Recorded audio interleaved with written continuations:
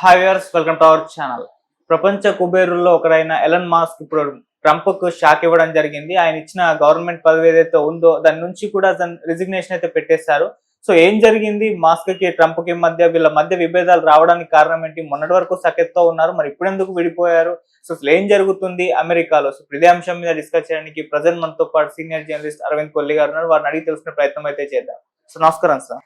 నమస్కారం Aditya. Sir, Elon Musk మొన్నటి వరకు కూడా ట్రంప్ తో మంచి సఖ్యతతో ఉన్నారు. ఎలక్షన్స్ ప్రచారంలో కూడా ఆయన యూజ్ అయ్యారు, చాలా మనీ కూడా ఖర్చు పెట్టినట్టుగా తెలిసింది. సో ఇప్పుడు చూస్తే గత కొన్ని రోజుల నుంచి కూడా వీళ్ళ మధ్య విభేదాలు ఉన్నట్టు బయట బహిర్గతంగా సభల్లో కూడా ఎలన్ మాస్క్ ట్రంప్ కు వ్యతిరేకమైన కామెంట్స్ కూడా చేస్తూ వస్తున్నాడు. ఇప్పుడు కూడా పదవికి రిజిగ్నేషన్ పెట్టేశాడు. ఏం జరుగుతుంది సార్? అంటే బహిరంగంగానే కాదు, ట్విట్టర్ వేదిక మీదగా కూడా ఆయన చాలా సందర్భాల్లో ట్రంప్ వ్యతిరేక వ్యాఖ్యలు చేశారు.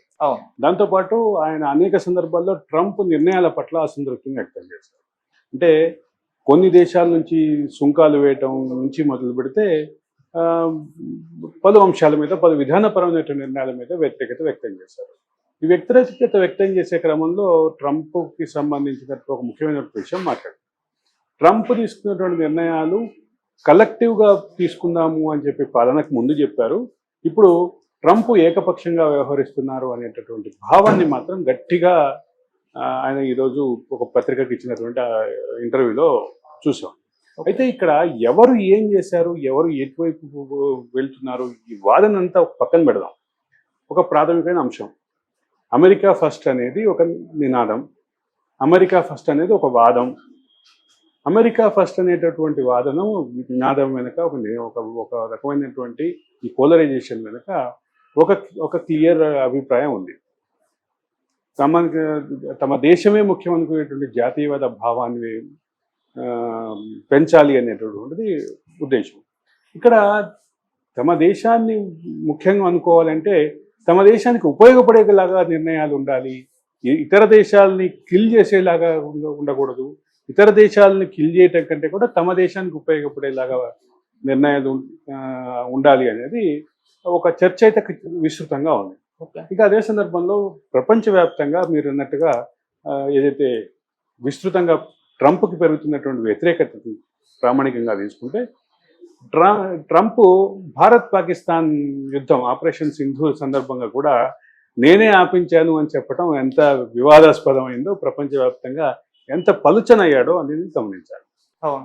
అంటే వాస్తవంగా ఇక్కడ కూడా ట్రంప్ వ్యతిరేకులు, ఇక్కడ కూడా మోడీ వ్యతిరేకులు మాట్లాడినటువంటి విషయాలు ఖచ్చితంగా అంటే ట్రంప్ దాన్ని మాట్లాడిన దాన్ని బేస్ చేసుకుని అనేక విమర్శలు అయితే వచ్చినాయి.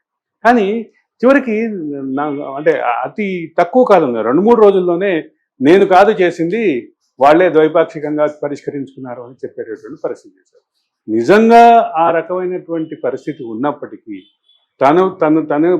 తన మధ్యవర్తిత్వం లేదా తన కమాండో, డిక్టేటో, ఇంకో ఏదైనా పదం కానీ చేసినప్పటికీ అది చివరికి ఆయన అన్న మాటను కూడా నిలబెట్టుకోలేనటువంటి పరిస్థితి ఉంది. ఇది ఒక విచిత్రమైన పరిస్థితి. అంటే ట్రంప్ ప్రతిష్ట దిగజారుతుంది, మసకబారుతుంది అనేటటువంటి అంశం. అయితే ఇక్కడ ఒక విషయం గమనించాలి.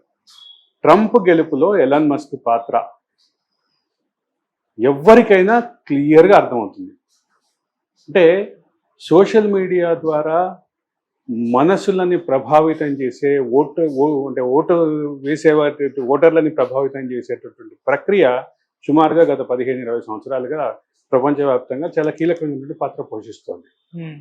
అటువంటి పాత్ర పోషిస్తున్నటువంటి సంస్థ, ఒక పెద్ద సంస్థకి అధిపతి అయినటువంటి ఎలాన్ మస్క్ తాను చేసినటువంటి ప్రయత్నాల్లో భాగంగా అదొకటి చేశాడు.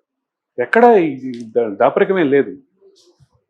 మస్క్కి చేసినటువంటి ప్రయత్నాల మూలంగా కొంత ట్రంప్కి అనుకూల వాతావరణం అయితే అమెరికా ఓటర్లలో సానుకూలత వ్యక్తం చేసినటువంటి విషయం వాస్తవం. అందుకే బైడెన్ డ్రాప్ అయిపోయి కమలా హ్యారిస్ ప్రెసిడెంట్ అభ్యర్థిగా వచ్చినాక ఒక విస్తృతంగా జరిగినటువంటి ప్రచారంలో కమలా హ్యారిస్ కొంత మొగ్గు చూపినటువంటి పరిస్థితి కూడా కనిపించింది ఒక దశలో. అంటే ఆ పల్స్ పట్టుకోవటంలో కొన్ని సంస్థలు, చాలా ప్రముఖ సంస్థలు కూడా ఆ రకమైన ఇండికేషన్స్ ఇచ్చినాయి. కానీ ఎప్పుడైతే ఈ మైండ్ మేనేజ్మెంట్, ఈ ఓటర్ యొక్క మైండ్ మేనేజ్మెంట్, ఓటు పోలరైజేషన్ ఏదైతే ఉందో దీని మీద ఎప్పుడైతే మస్క్ ప్రయత్నం ఏదైతే మొదలైందో, మస్క్ బహిరంగంగా మద్దతు ఇవ్వటం, మస్క్ బహిరంగంగా మద్దతు ఇవ్వటంతో పాటు అమెరికా ఫస్ట్ అనే నినాదాన్ని వీళ్ళిద్దరూ కలిసి బలంగా తీసుకెళ్లడం కూడా ఖచ్చితంగా ఎన్నికల్ని ప్రభావితం చేసినటువంటి ఒక కీలకమైన అంశాలు. కానీ తర్వాత పాలనా సంస్కరణలు అట్లాగే కొంత అడ్మినిస్ట్రేషన్ని మెరుగుపరచడంలో భాగంగా డోజ్ సంస్థను ఏర్పాటు చేయడం, దానికి చైర్మన్గా మస్క్ని నియమించడం కూడా చూసాం. ఈ మొత్తం అంశంలో ఒకటి కీలకమైన విషయం గమనించాల్సింది ఏంటంటే, ఒక అభిప్రాయం మీద ఒక మాట మీద ఉండడు ట్రంప్, తరచుగా మాటలు మారుస్తుంటాడు అని ఎలాన్ మస్క్ ఆ ఇంటర్వ్యూలో చాలా క్లియర్గా చెప్పారు. ఆ చెప్పే క్రమంలో ఆయన మాట్లాడిన మాట ఏంటి, మొత్తం చర్చలో ఇక్కడ అది కీలకం. ఒక మాట మీద ఉండడు, ఒక అభిప్రాయం మీద ఉండడు, అదే సందర్భంలో దేశానికి ఉపయోగపడేలాగా నిర్ణయాలు తీసుకోవాలనే కనీస బాధ్యత కూడా తీసుకోడు ఆయన నిర్ణయాల విషయంలో అనేది ఆయన మీద వచ్చినటువంటి వాస్తవం. సో వీటన్నిటిని కలిపి చూస్తే ఎక్కడ ఆగుతాం, ఎటు వెళ్తాం అనేది ఎలన్ మస్క్ మాట్లాడినటువంటి అంశం. దీని ఆధారంగా అయితే ఖచ్చితంగా ఎలన్ మస్క్ చాలా కీలకమైన వ్యాఖ్యలు చేశారు.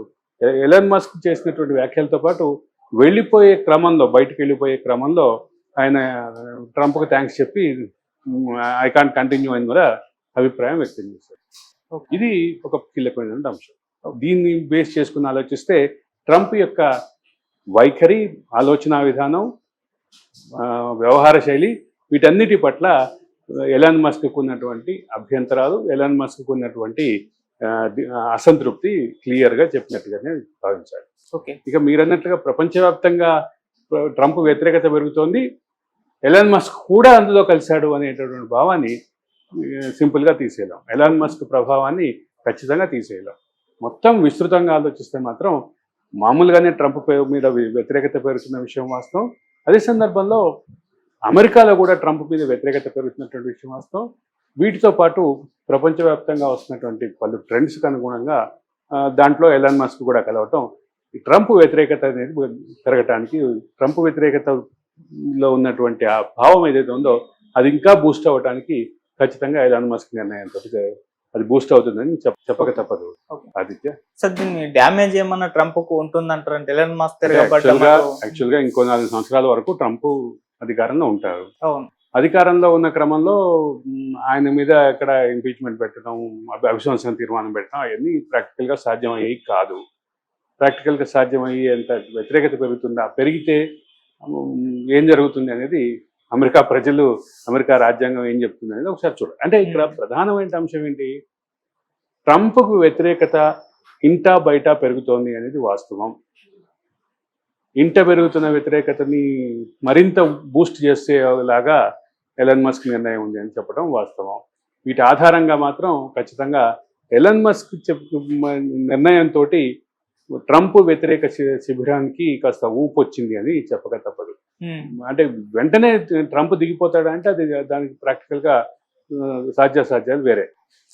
అంటే ఇంకో 4 సంవత్సరాల వరకు ఖచ్చితంగా అమెరికా అధ్యక్షుడిగా ఉండేటువంటి అవకాశం ఉంది. అదే సందర్భంలో ఇటువంటి నిర్ణయాలు, ఇటువంటి చర్యలు, ఇటువంటి అనుకోని ఘటనలతోటి ట్రంప్ నిర్ణయం మారేటటువంటి అవకాశం ఉందా అనేది కూడా ఖచ్చితంగా ప్రశ్నార్థకమే.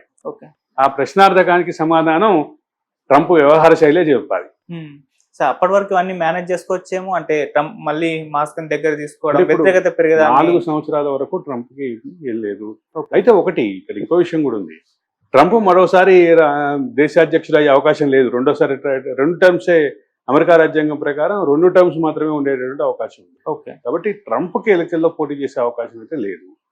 ట్రంప్ నిర్ణయాల మూలంగా అమెరికా యొక్క ఆర్థిక పరిస్థితి కానీ, అమెరికా యొక్క సామాజిక పరిస్థితి కానీ, అమెరికాలో ఉన్నటువంటి ఇమిగ్రేషన్ పరిస్థితులు కానీ అనూహ్యంగా మారినాయి. కాబట్టి వాటిని స్టెబిలైజ్ అవుతాయా లేదా, ట్రంప్ ఆలోచనలు మనకు వస్తుందా లేదా, ఇది ఇట్లా ఉంటే ఇవాళ అంటే మార్నింగే ఒక పక్క ఎలాన్ మస్క్ ఇచ్చినటువంటి షాక్తో పాటు రెండో పక్క ఫెడరల్ కోర్టు కూడా ట్రంప్ యొక్క నిర్ణయాన్ని రెండింటిని ఆపేసినటువంటి పరిస్థితి ఉంది. వీటన్నిటి మూలంగా ట్రంప్ వ్యతిరేకత ఎటు వెళ్తుంది అనేది ఖచ్చితంగా ప్రశ్నార్థకమే. Right sir, thank you so much sir.